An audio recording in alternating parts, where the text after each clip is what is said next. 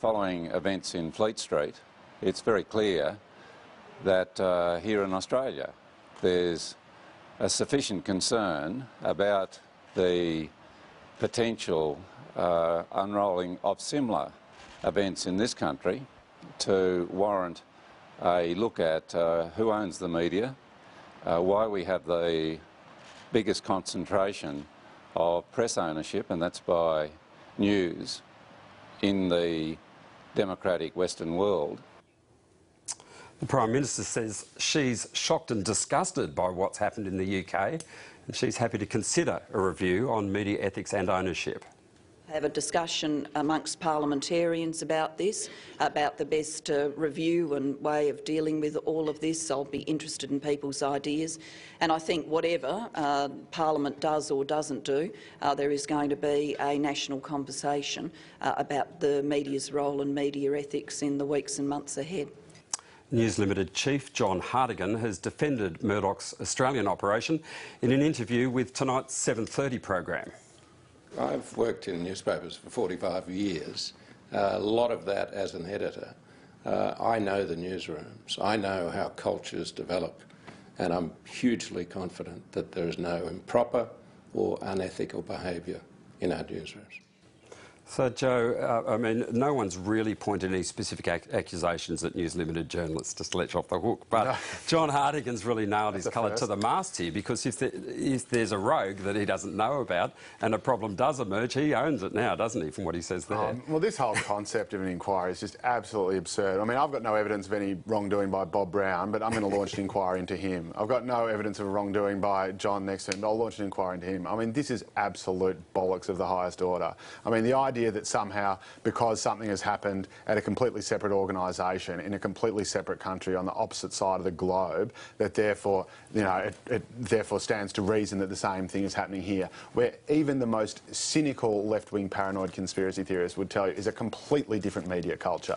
I mean, the idea that the media culture here is similar to the one on Fleet Street is just absolutely absurd. The idea that the level of competition is there, that the level of, I suppose, dirty tricks, the level of cheekiness, sauciness, raciness. I mean, you know, they've got girls with big gazungas on page 3 still. We don't have that. We're a much cleaner culture in Australia generally. I know for a fact from working at News Limited that that stuff does not go on at all. If there is some rogue little, you know, weasel hiding out in the back cupboard with a, you know, a little thing in his ear listening to everything we say, well, you know, so be it. But that's not going to discredit John Hartigan. That's not going to discredit the company any more than, you know, a dirty cop discredits the entire police force. There's no culture of it. And I would also say that the idea that Bob Brown is calling this inquiry under these auspices is equally absurd. There's clearly a political bent to it. There's no evidence that anyone at News Limited or another media organisation has been engaging in systematic phone tapping. And so to use that as an excuse to have an inquiry that's obviously there to prosecute an agenda, which is that we report on things that he doesn't like, and that he thinks that we've got a monopoly on some kind of, you know, right-wing media agenda, which is also untrue, is very dangerous. Leslie Cannold, you're a proponent of an inquiry, so you've heard what Joe thinks of it, and you're a proponent of a tougher regulatory body. What sort of problems do you think do exist out there? And can you see Joe's point that this could be a much broader fishing expedition to pick up on things that politicians simply don't like in the press? Well, the point is that if you try to misunderstand what Bob Brown is saying and you say really what he's after, and the only thing that would justify a look at our own media would be if we could demonstrate absolutely before the inquiry began that exactly the same thing that's going on in the UK is happening here. He's not saying that. I'm not saying that. And the people who have raised concerns about different aspects of the way the media is regulated here aren't saying that.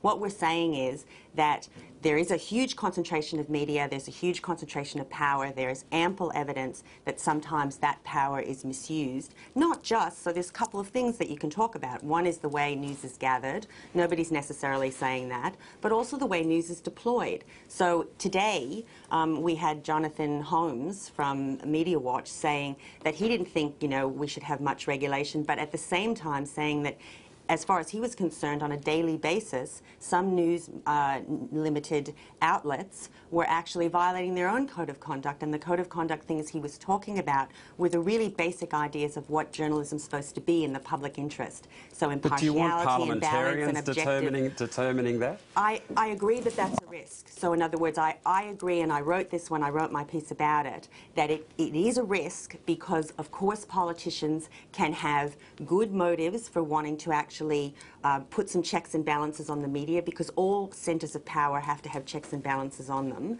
Or they can have reasons that they simply want to shut down the media that have nothing to do with the public interest but have to do with their own personal interest. So it may be that the parliamentary inquiry, if I had my way, would not be exactly the way I'd want the media to be looked into. But what I do know is that we now have a tail wagging the dog situation often in the way that the media is operating. We have a media that can be bullying, that can be inappropriately exercising its power, and what we know from journalist codes of conduct is that the responsible exercise of power is actually essential to the media performing its role in a functioning democracy. So this stuff is serious and it matters. John Stanley, do journalists need to be brought to heel by parliamentarians for this? It's interesting because, look, I broadly agree with what Joe was saying, but this is an issue that's been around for 20 years, the issue of the concentration of ownership since Herald Weekly Times was taken over by News Limited, and we've had this concentration in this country.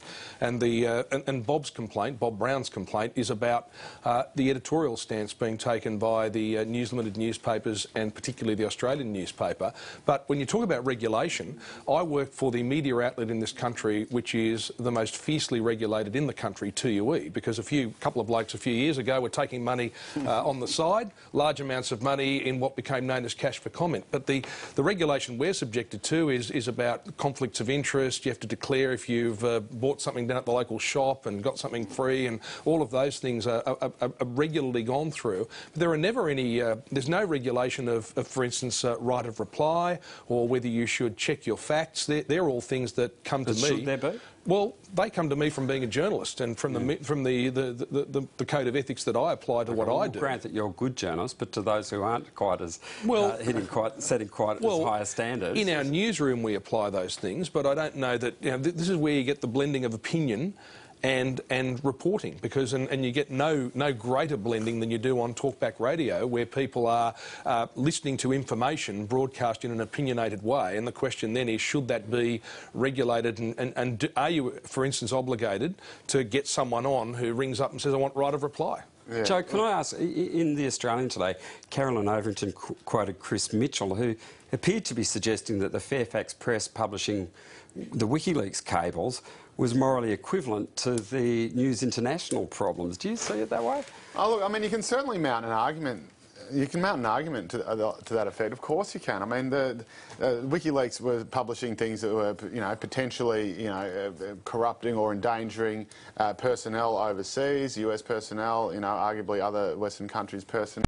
They were obtained illegally. I mean, the truth of the WikiLeaks stuff is that the information, the intel, actually wasn't that good. They were pretty lousy stories, but because Fairfax and The Guardian, etc., had sewn up all these deals with Julian Assange, who they later found out to be a complete crazy sociopath, they, decided they had to run them on the front page. I mean, talk about stating the bleeding general obvious. Public interest argument above and beyond, hacking Robbie Williams' phone messages. Well, I don't know. I think more people would want to read about Robbie Williams' phone messages than that's why it was done. But I will say I am deeply distressed about the argument being mounted, or seems to be being mounted by Leslie, that we should have some kind of regulator who decides what's fair and balanced or not, or what's appropriate or not, or what's reasonable or objective or not. I mean, that is a recipe for totalitarianism. Well, actually what I said was that I'm quite open to having argument made about how you would check balance, but I was actually just going back to really fundamental principles about how democracy works. So most people would have heard of the notion of separation of power.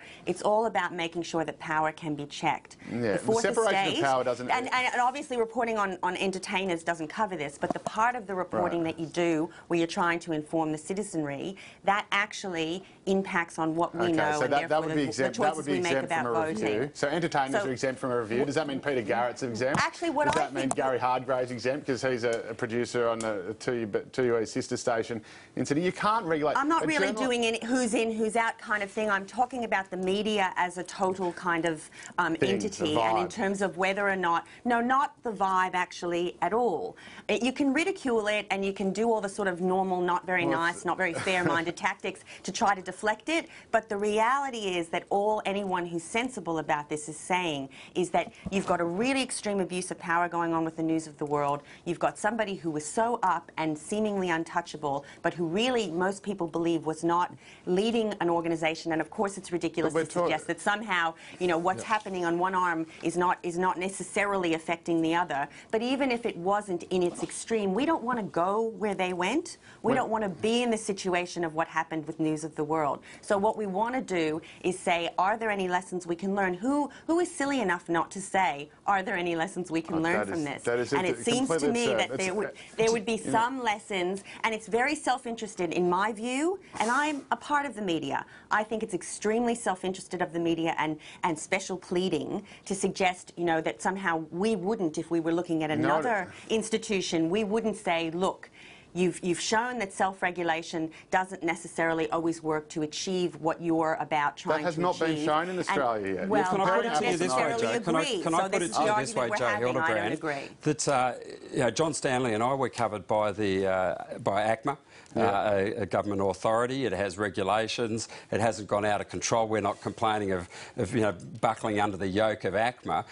Your part of the industry is governed by the Press Council, which has about, I think, 15 square metres of office space in York Street and a couple of people working there. What would be wrong with something that was a bit stronger than the Press Council, even if it did have some government authority behind it, that was just a bit more stringent, a bit better funded and had a bit of power? I'd struggle to find anyone who says that ACMA's doing a better job than the Press Council. In fact, quite frankly, the regulation is so sort of, you know, compromised in some ways and toothless here anyway, that the self-regulation is all we have.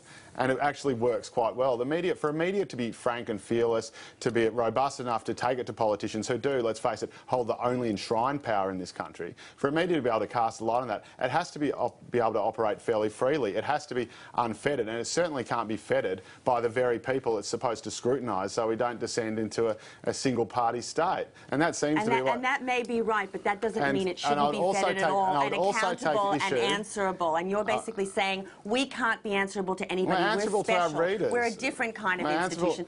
No, and how exactly do they make sure, and how did the people who were reading the News of the World make sure that you weren't gathering news and reporting it in a way that was irresponsible? Oh, that is absolutely absurd and offensive, Leslie. Your claim is actually what's a bit silly. So how do the readers do that? Joe, explain it to me. How do the readers do that? I'll explain it to you exactly. How do they make sure you act ethically and conform to your own ethical codes? Explain that to me. That is like, if you'll forgive the analogy, that is like your cousin killing someone and the cops showing up on your front door and say, you now have to prove to us that you didn't kill someone. No, that's what it's like. You're the it's one like making everyone guilty until proven innocent. We just assume we're doing everything right. We're not don't assuming need an anything. investigation. If you have nothing to hide, let's have an investigation, Joe. Let's investigate everything. If everything is so hunky-dory with the way the media is operating, why don't we just let everybody have a good look at it? What's the problem with opening it up? John Stanley, if this moment has brought some real courage to politicians to get on the front foot of this, rather than being a moment where the media takes stock and corrects itself, is it possible, as Joe is suggesting, that there is a real danger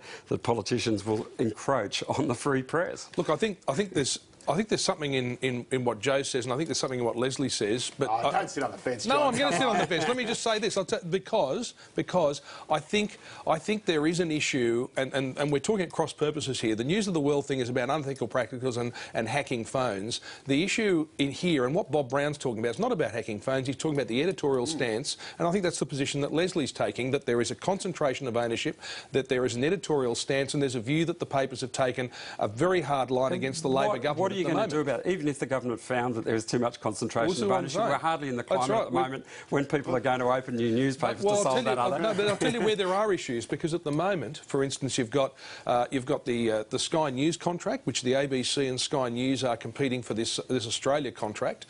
News Limited's involved in that. There's also the Foxtel takeover of Austar, which the government has to look at in terms of concentration of ownership. That's a couple of $1 billion. Should all those be up for grabs now in this investigation? Well, what I'm saying is these are decisions that the government has to make. This is a government without much to lose. Its popularity is at rock bottom, and we've seen governments in the past have been cowed by media proprietors. Famously, remember Kerry Packer in that hearing where and the Labor MP said, "Sorry, Mr. Packer," one of the most embarrassing moments ever. But maybe this government, with nothing to lose, with those decisions, there's also the question of fit and proper person recognition in our legislation, and also another one where there is a review of the cross-media ownership laws, where Foxtel's not included at the moment. Now, there are a lot of decisions where News Limited has a lot at stake, decisions that could be made by a federal government that at the moment has the numbers in the parliament. You wonder whether the government might just sit around and say, well, listen, we've had it, we're going to take action against these people. It would not be unreasonable to think that that is a possibility.